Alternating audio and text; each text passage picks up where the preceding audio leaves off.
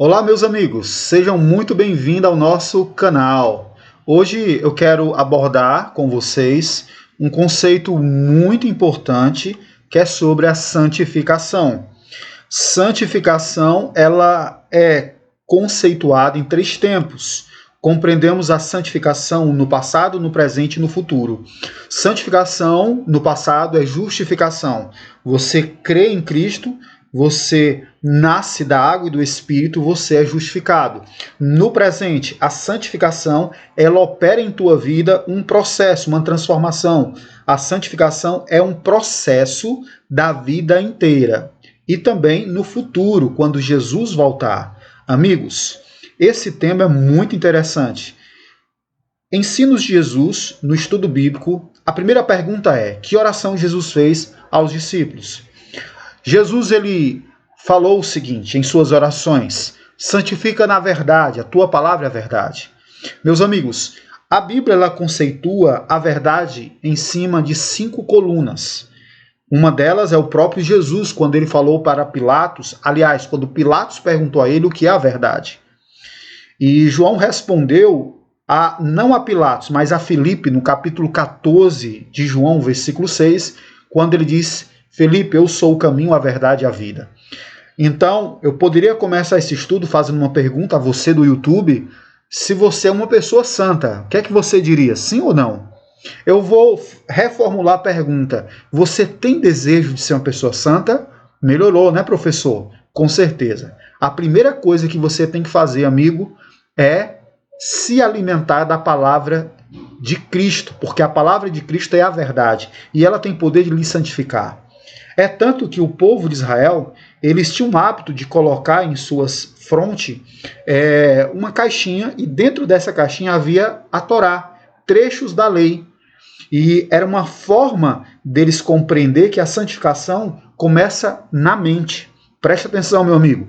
Você que está me ouvindo aí, você que está me assistindo no YouTube, analise bem o que eu vou lhe dizer. A santificação começa na mente.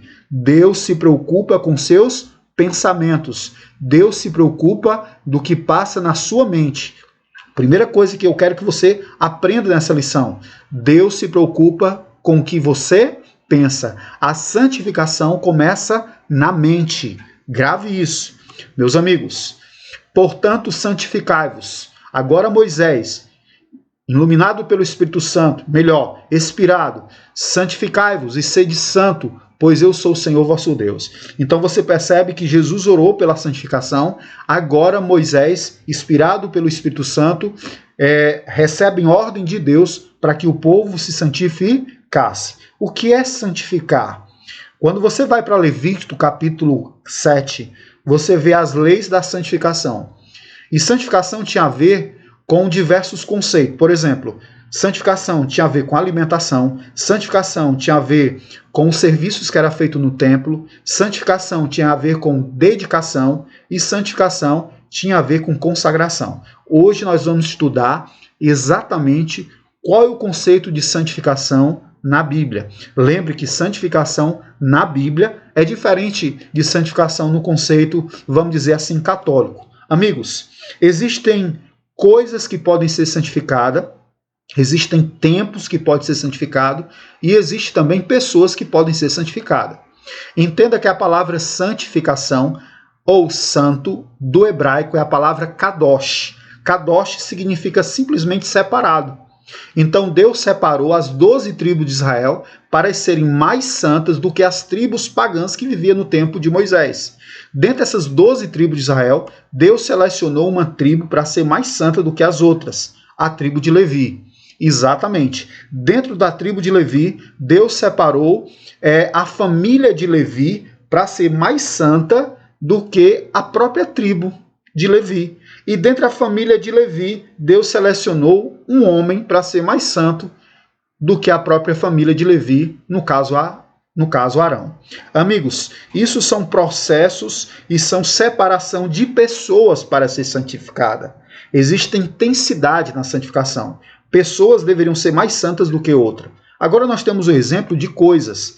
A Bíblia diz que todo o acampamento era santo. Mas havia uma tenda especial chamada tabernáculo, santuário. Essa deveria ser mais santa do que todas as tendas. E falar em santuário, meus amigos, nós vamos começar aqui nesse canal uma temporada sobre o santuário, tá? Se inscreve no canal e não deixe de participar e dar o seu like, tá? Bom, essa tenda que se chama tabernáculo, santuário, ele era uma tenda que havia 2 compartimentos, o lugar santo e o lugar santíssimo. Bom, o lugar santíssimo é mais santo do que o lugar santo, percebe? Então, percebe que Deus pode santificar pessoas nas suas intensidades, lugares e tempo. Qual é o tempo santificado? De acordo com Êxodo, capítulo 20, versículo 7, é o sábado. O sábado é um tempo santificado. Agora, santidade, no conceito católico, é uma pessoa impecável. Só que isso é uma contradição, porque o próprio Paulo, que aparece aí no altar, com exceção de Cristo, né, que não cometeu pecado nenhum, mas o próprio Paulo, ele cometeu erros, como o próprio Pedro também. Percebe? Então, o que seria uma pessoa santa, de acordo com a Bíblia? Já já eu quero responder essa pergunta, tá? Bom, de acordo com Paulo, qual é a vontade de Deus para com seus filhos? A santificação. Então, nós começamos o nosso estudo hoje fazendo uma pergunta. Quantos aqui gostariam de ser santo? E a primeira resposta é a Bíblia. A segunda resposta é que para você ser santo, você tem que se abster de toda prostituição. Ou seja, a prostituição é o caminho inverso da santificação. A vontade de Deus, que é a santificação, é contrária à prostituição. E a palavra do grego aí, prostituição, amigo, é a palavra porneia, da onde vem a palavra pornografia. Pode ser interpretado como impureza, como imoralidade, como prostituição e também qualquer ato contrário, não é, àquilo que Deus assim instituiu na sua palavra. Por isso que o Senhor da Glória, Cristo, falou que se os nossos olhos nos condena, arranque e o lança fora. Se a tua mão te condena, arranque e o lança fora. Essa palavra também, prostituição, tem a ver também com masturbação. Você sabia que muitas pessoas hoje são escravos desse hábito? E Pedro, ele fala, inspirado pelo Espírito Santo, mas eles mesmos são escravos de hábitos imorais, pois cada pessoa é escrava daquilo que domina. Talvez eu esteja aqui estudando a Bíblia, pregando para alguém que tem o hábito de masturbação. Talvez eu esteja pregando aqui, ensinando para alguém que não consegue deixar de ver sites pornográficos. Amigo, preste atenção que eu vou te dizer. A Bíblia nos diz que o oposto da santificação é a porneia. Não deixe que a porneia tome conta da sua mente. Se você tem essa fraqueza, se você tem esse vício, eu faço um apelo ao seu coração em nome de Jesus.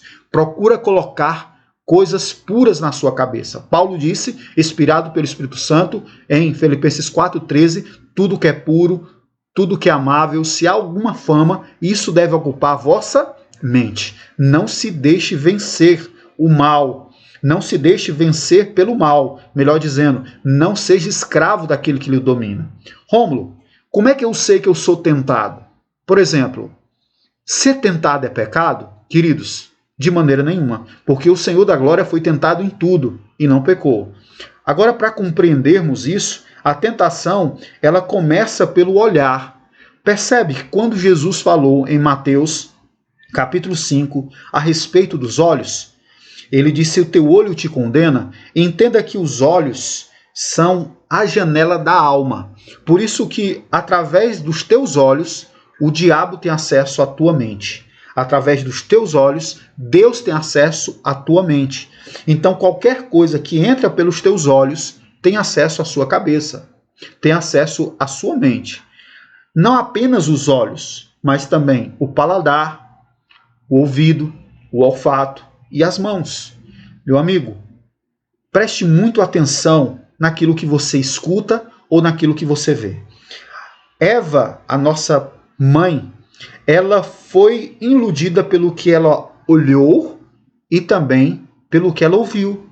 A serpente enganou, pois ela trouxe uma fruta que era proibida por Deus para que Eva comesse. E não era qualquer fruta, não. A Bíblia diz que era uma fruta agradável aos olhos, Gênesis 3, do 4 ao 6.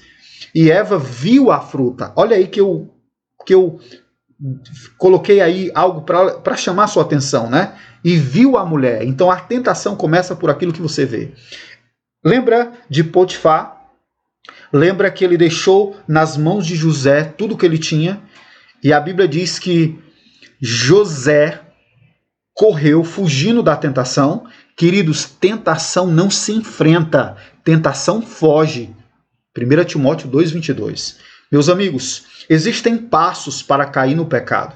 O primeiro passo é a atenção. Ou seja, aquilo que chama a tua atenção tem a ver com os 5 sentidos. Aí você está sendo tentado. Ser tentado, mais uma vez, não é pecado. Pecado é cair na tentação. Depois que a tentação chama a tua atenção, aí vem a consideração ou a ponderação. Esse 2 já é sinal vermelho. Ainda você não pecou. Mas a partir do terceiro passo, a decisão é exatamente o que leva você ao pecado. Amigos, não importa se você praticou ou não, mas o fato de você ter decidido no coração, você já pecou. Depois vem o planejamento e finalmente a ação. Meus amigos, diferente de José, nós temos aqui o caso de Davi. A Bíblia diz em 2 Samuel 11 que era um hábito, que era um dever nesse período dos reis ir para a guerra. Davi ficou na casa dele e ao ficar na sua casa ele avistou uma mulher tomando banho e ali ele foi tentado. Primeiro, ele olhou. Segundo, ele ponderou. Ali era o momento de Davi sair daquele lugar, era o momento de Davi ajoelhar-se diante de Deus e pedir misericórdia. Mas ele decidiu no coração a ficar com a mulher casada. E vocês viram o que aconteceram. Amigos, qualquer tentação que vem sobre nós podemos em Deus resistir. Porque de acordo com 1 Coríntios 10, 13, Deus dá o escape. Amigos, como Paulo chama a igreja a que ele dirige as suas cartas? Bom, nós chegamos aqui a um ponto do nosso estudo muito interessante. No conceito bíblico, nós vamos compreender o que é uma pessoa santa. No conceito bíblico, uma pessoa santa é uma pessoa que é intitulado por Paulo, não uma pessoa perfeita, mas uma pessoa que é separada para um propósito. Amigos, Paulo chama a igreja de Romanos, os santos, as pessoas de lá de santos, a igreja de Filipos, as pessoas de santo, e também chama a igreja de Coríntios, as pessoas de santos. Na igreja de Corinto havia divisões, havia partidarismo, havia pessoas que eram do partido de direita, outro do partido de esquerda. Meus amigos, não é tão diferente de hoje em dia, não é verdade? Pessoas que brigavam uma com a outra, havia contenda, havia dissensões, havia divisões, e Paulo chama eles de santos. Ora, santo para Deus não é uma pessoa perfeita, não é uma pessoa imaculada. Santo para Deus é uma pessoa separada. Entende? Porque agora a Bíblia o qualifica como santo? Minha amiga, Deus chama você de santo. Não quer dizer que você não tenha falhas. Falhas você tem. Agora você tem que entender uma coisa. Quanto mais próximo você chega de Deus, mais pecador você se acha. A pior coisa que você pode fazer é acreditar nos seus sentimentos. É achar que você é melhor do que outras pessoas. Meu amigo, preste muita atenção. Deus tem propósito e ele compara a santificação a uma videira. A Bíblia diz que eu sou a videira e vós sois os ramos. Todos os ramos que tiver ligado em Cristo, que é a videira, nós vamos produzir frutos. Então, se eu me desligo de Cristo, eu perco o quê? Os frutos, eu perco o processo da salvação. Então, se preocupe, estar ligado com Cristo, meu amigo. Eu posso ir à igreja e nem por isso fazer de minha pessoa uma pessoa consagrada, uma pessoa santa. Mas o importante é você estar em Cristo, porque sem Cristo nada podemos fazer. Meus amigos, eu quero fazer um apelo ao seu coração. A primeira coisa, esse processo da santificação é algo que Deus faz em nós. Se minha casa fosse toda feita de vidro, o que é que os vizinhos viam em minha casa? Será se me via discutindo com a minha esposa, brigando com meus filhos de uma forma descontrolada? Então, meus amigos, a palavra do Senhor diz que os verdadeiros santos, eles são pessoas pacíficas. Eu não sei se eu estou pregando aqui para uma pessoa que tem um temperamento pesado. Olhe, meu amigo, olhe, minha amiga, Deus quer mudar o seu temperamento. Quanto tempo você acha que leva para um temperamento ser mudado? Você sabia que um apóstolo era considerado filho do trovão? Esse homem era tão brabo, tão ignorante, que qualquer pessoa que cruzasse o caminho dele e não aceitasse o evangelho, ele orava para pedir fogo do céu. E depois de 3 anos e meio ele ter andado com Jesus, ele passou agora a ser chamado o discípulo do amor. João, o ex-filho do trovão, agora o discípulo amado. Quanto tempo você anda com Cristo? E quais foram as mudanças que as pessoas veem em você? Amigos, lá no céu, até os animais serão mansos. Se você tem um temperamento forte, eu apelo à graça de Deus para trabalhar em sua vida. Deixe o Espírito de Deus moldar e polir seu temperamento. Deixe de ser bruto, deixe de ser ignorante. O Espírito de Deus pode mudar aquilo que você não consegue. Meus amigos, bora concluir. Rômulo, como funciona a santificação mesmo? Queridos, a santificação é um processo. A primeira coisa que você tem que ver é que a santificação não é de fora para dentro, mas é de dentro para fora. Jesus contou uma parábola de um homem que foi orar. Era um homem religioso e ele orava-se para ele mesmo. Já o publicano nem sequer elevava sua voz, mas aquele que se considerava melhor do que os outros, este homem religioso, ele orava para si mesmo. Ele falava do jejum que ele dava, ele comparava a vida dele espiritual dos outros. Não é assim, não é dessa forma. Paulo entendia o que era a santificação. Em 1 Timóteo 1,15, Paulo diz: Senhor, tu morreste por mim, que sou o pior dos pecadores. Amigo, 80% do livro do Novo Testamento foi Paulo que escreveu. Como é que Paulo, que foi perseguido, que foi maltratado, que foi rejeitado pelos seus compatriotas, foi apedrejado, passou por um náufrago, diz que é o principal pecador? Sabe por quê? Porque quando Paulo se aproximava da luz, ele via mais os defeitos dele. Quando nós se afastamos da luz, a gente acha que é melhor do que os outros. Amigos, eu quero finalizar o nosso estudo com uma ilustração. Olha o que esse texto diz. Eu sou o Senhor teu Deus, anda na minha presença e será perfeito. Queridos, se preocupe em andar na presença de Deus. Preste atenção. Lá na Itália, havia uma pessoa muito pobre, uma criança. E essa criança viu uma linda escultura. Essa escultura era de uma linda princesa. E ela disse: poxa, que linda essa princesa, eu queria tanto ser como ela. E cada vez que ela olhava para essa princesa, ela começava a se arrumar, ela penteava o seu cabelo, ela tomava um banho, ela ficava cada vez mais preparada. E a palavra do Senhor diz exatamente isso. Quem quiser ser salvo, Isaías 45, versículo 22, olhem para mim. Deus quer trabalhar na sua vida, Deus quer trabalhar na minha vida. Nós temos simplesmente de olhar para Jesus. Olhar não dá trabalho, meu amigo, é só você contemplar a Cristo. Meus amigos, de tanto aquela mendiga olhar para aquela princesa, agora ela se tornou uma linda princesa. Meus amigos, a palavra de Deus diz: procure afastar-se de toda a discórdia, saia de confusão, de contenda. Se você escuta uma conversa, saia dessa conversa, seja pacífico, se alimente da palavra de Deus, fuja da tentação e com certeza Deus vai criar em você um verdadeiro caráter. Porque a Bíblia diz em 1 Tessalonicenses que a obra da santificação, quem fará é o Deus da paz. Filho, filha de Deus, Paulo inspirado diz que apresente o vosso corpo por sacrifício vivo. Eu disse para você no estudo, no início do estudo, que a santificação começa na mente. É através da mente que você oferece a Deus um culto agradável. É através da mente, dos seus pensamentos, que você oferece para Deus um verdadeiro sacrifício de louvor. Transforme-se pela renovação da sua mente. Não deixe que as impurezas deste mundo possam contaminar você, meu amigo. Você, minha amiga. Vigie no que você vê, vigie no que você escuta. Eu quero realmente agora chegar ao ponto principal. Sabe qual é o conselho que Pedro dá? Pedro diz assim: antes, crescei na graça, crescei no conhecimento. O que é crescer na graça, professor? O que é crescer no conhecimento? É se aproximar de Jesus. Paulo diz: fortifica-te na graça.